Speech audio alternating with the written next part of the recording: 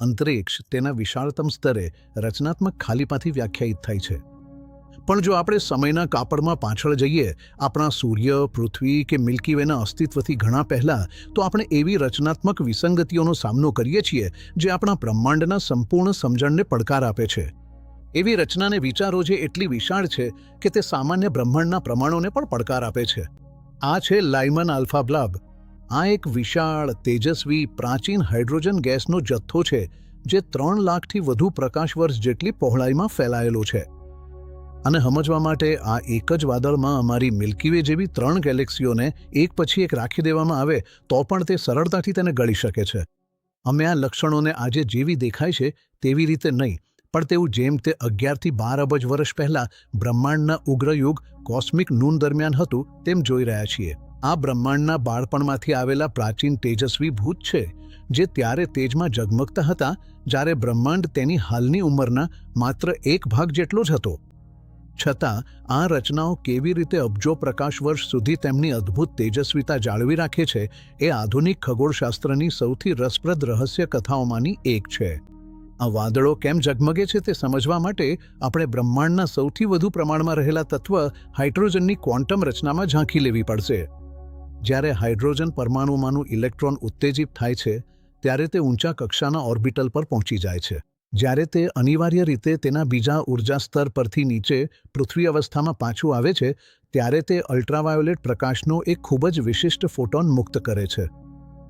ભૌતિકશાસ્ત્રની ભાષામાં આ ક્વોન્ટમ પરિવર્તનને લાયમન આલ્ફા રેખા તરીકે ઓળખવામાં આવે છે, જે ચોક્કસ આરામ અવસ્થાની તરંગ લંબાઈ 121.6 નાનોમીટર પર પ્રકાશ ઉત્પન્ન કરે છે. સામાન્ય પરિસ્થિતિઓમાં આ અલ્ટ્રાવાયોલેટ પ્રકાશ માનવ આંખ માટે સંપૂર્ણપણે અદૃશ્ય હોય છે. જો આ પ્રકાશ સંપૂર્ણપણે અલ્ટ્રાવાયોલેટ છે તો આપણા ધરતીના સાધનો તેને એટલી સ્પષ્ટતા સાથે કેવી રીતે શોધી શકે છે? આનો જવાબ આપણા વિસ્તરતા બ્રહ્માંડની ભૌતિકશાસ્ત્રમાં છુપાયેલો છે. જ્યારે આ ફોટોનોએ 11 અબજ વર્ષથી વધુ સમય સુધી આંતરઆકાશીય અવકાશના વિશાળ વિસ્તારોમાં મુસાફરી કરી ત્યારે તેમના નીચે અવકાશ સમયનું જાળું ખેંચાઈ ગયું. આ બ્રહ્માંડીય લાલ શિફ્ટે પ્રકાશની તરંગ લંબાઈઓને લાંબી બનાવી, તેમને અદૃશ્ય અલ્ટ્રાવાયોલેટ સ્પેક્ટ્રમમાંથી સીધા જ દૃશ્યમાન ઓપ્ટિકલ શ્રેણીમાં ખસેડી દીધી.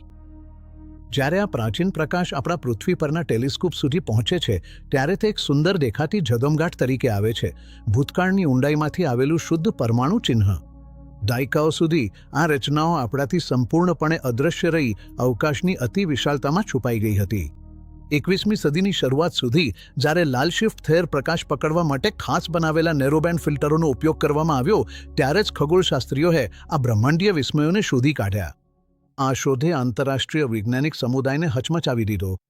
આ સંકુચિત, વ્યવસ્થિત પ્રણાલીઓ નહોતી.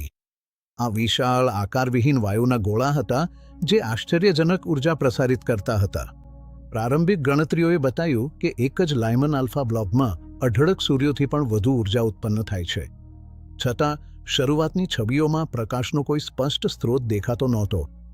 આ ધુમ્મસમાં ક્યાંય પણ અતિ તેજસ્વી કેન્દ્રીય તારાઓ કે સ્પષ્ટ શક્તિના એન્જિન દેખાતા નહોતા. આ માહિતી એક વિસંગતિ રજૂ કરતી હતી. વાયુ અંદરથી બહાર સુધી ઝગમગી રહ્યો હતો, જાણે ઘન અંધારી ધુમ્મસમાં ફસાયેલ સ્ટ્રીટ લેમ્પની જેમ પ્રકાશ વિખેરી રહ્યો હોય. પણ એ ધુમ્મસની અંદર શું છુપાયું હતું? કયો બ્રહ્માંડીય એન્જિન એટલી કાચી શક્તિ ધરાવતો હતો કે જે પ્રાચીન બ્રહ્માંડના આખા ક્ષેત્રને પ્રકાશિત કરી શકે?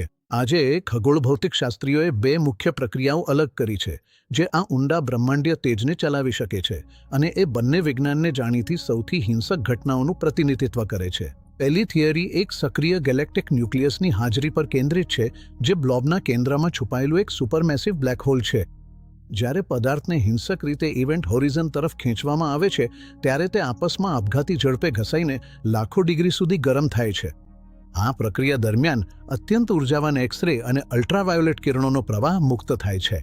આ કિરણો બહાર ફાટી નીકળે છે અને આસપાસના હાઇડ્રોજન વાયુમાંથી ઇલેક્ટ્રોનને દૂર કરે છે, જેને ફોટો આયોનાઇઝેશન કહેવાય છે. જ્યારે એ ઇલેક્ટ્રોન ફરીથી તેમના પ્રોટોન સાથે જોડાય છે ત્યારે તેઓ લાયમન આલ્ફા પ્રકાશ સાથે ઝળહળે છે. બીજી પ્રક્રિયા એ સ્ટારબસ્ટ ગેલેક્સીનું પ્રકટ છે. પ્રારંભિક બ્રહ્માંડમાં કેટલીક ગેલેક્સીઓમાં તારાઓની રચનાનો અતિશય વિસ્ફોટ થયો હતો, જેમાં આપણા આધુનિક મિલ્કી વે કરતાં હજારો ગણો વધુ ઝડપે વિશાળ તારાઓ ઉત્પન્ન થયા હતા. આ તારાઓ ઝડપથી બળે છે અને જોરદાર રીતે મૃત્યુ પામે છે. હજારો એક સાથે થતી સુપરનોવા વિસ્ફોટોની સંયુક્ત આંચકીઓ એક ગેલેક્ટિક સુપરપવન સર્જે છે. આ ગર્જનારા પવન આસપાસના સ્થિર હાઇડ્રોજન વાયુના જથ્થામાં ઘૂસી જાય છે અને અથડામણથી ઉત્સાહિત કરીને તેને ગરમ કરે છે. અમે જે જોઈ રહ્યા છીએ તે માત્ર એક નિષ્ક્રિય વાયુનું વાદળ નથી. આ બ્રહ્માંડની સૌથી વિશાળ ગેલેક્સીઓના અશાંત અને હિંસક જન્મની ઘટના છે. લાયમન આલ્ફા બ્લોબ્સને સાચે સમજવા માટે આપણે તેમની તાત્કાલિક સીમાઓથી આગળ જોઈને તેમને બ્રહ્માંડની વિશાળ રચનામાં જોવું પડશે. બ્રહ્માંડશાસ્ત્રીય અનુસંધાનો દર્શાવે છે કે આપણા બ્રહ્માંડમાં પદાર્થ યાદૃચ્છિક રીતે વિતરિત નથી. એક વિશાળ પરસ્પર જોડાયેલા જાળ તરીકે ગોઠવાયેલું છે, જેને કોસ્મિક વેબ તરીકે ઓળખવામાં આવે છે.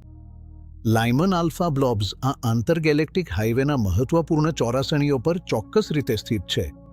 આ એક કેન્દ્રબિંદુઓ છે જ્યાં ઠંડા પ્રાચીન વાયુની નદીઓ ગુરુત્વાકર્ષણની અવિરત ખેંચ હેઠળ એકસાથે વહે છે.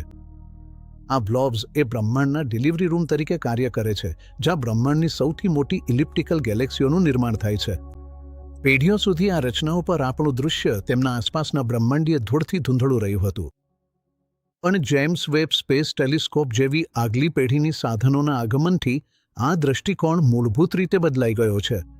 ઇન્ફ્રારેડ સ્પેક્ટ્રમમાં ધૂળમાંથી ઝાંખી કરીને આપણે આખરે આ ધૂંધને દૂર કરી રહ્યા છીએ. અમે શોધી રહ્યા છીએ કે આ બ્લોબ્સની અંદર અત્યંત સંકુચિત પ્રોટોક્લસ્ટર્સ છે, જેમાં 12 ગેલેક્સીઓની વસાહતો એકબીજા સાથે ભળી રહી છે અને બ્રહ્માંડના શ્રેષ્ઠ વર્ગનું સર્જન કરી રહી છે. લાયમન આલ્ફા બ્લોબ્સનો અભ્યાસ માત્ર આધુનિક ખગોળ ભૌતિકશાસ્ત્રની સીમાઓને આગળ ધપાવતો નથી. આ આપણને બ્રહ્માંડની ઊંડી વિનમ્રતા અનુભવ કરાવે છે. જ્યારે આપણે અવકાશ અને સમયના વિશાળપણે ફેલાયેલા વિસ્તારોમાં આ વિશાળ વાયુના વાદળોની ધીમે લાલ પડછાયાવાળી ઝાંખી જોઈએ છીએ, ત્યારે આપણે કોઈ વિદેશી રચનાઓ જોઈ રહ્યા નથી. અમે સીધા જ આપણા પોતાના પ્રાચીન વંશાવળને જોઈ રહ્યા છીએ. આ અસ્તવ્યસ્ત ઊર્જાસભર ભઠ્ઠીઓમાં તારાની પહેલી પેઢીઓ રહી, મરી અને પિરિયોડિક ટેબલના ભારે તત્વોનું નિર્માણ કર્યું. તમારા લોહીમાં રહેલા દરેક લોખંડના અણુ, તમારી હાડકીઓમાં રહેલા દરેક કેલ્શિયમના દાણા અને તમે લેતા દરેક ઓક્સિજનના શ્વાસ ક્યારેય આવા જ હિંસક, તેજસ્વી આંતરિક માળખામાં તૈયાર થયા હતા. અમે બ્રહ્માંડ છીએ જે પોતાને જ નિહાળી રહ્યું છે, અને લાયમન આલ્ફા બ્લોબ્સના રહસ્યો ઉકેલીને અમે ફક્ત આપણા પોતાના બ્રહ્માંડીય કથાના પ્રારંભિક અધ્યાયોને જોડીને સમજી રહ્યા છીએ.